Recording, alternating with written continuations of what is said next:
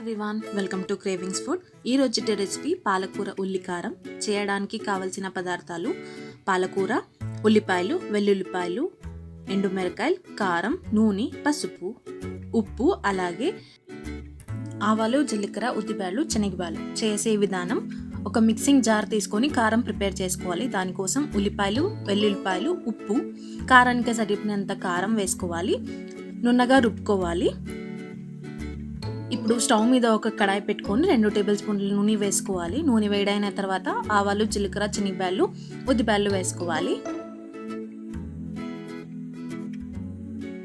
ఎండుమిరకాయలు, అలాగే ముందుగానే ప్రిపేర్ చేసుకున్న కారంని వేసుకొని నూనెలో వేయించుకోవాలి. కారం మగ్గిన తర్వాత పసుపు వేసుకొని కొంచెం వేయించుకోవాలి.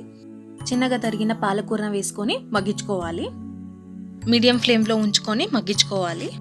అంతే, పాలకూర ఉల్లి కారం రెడీ.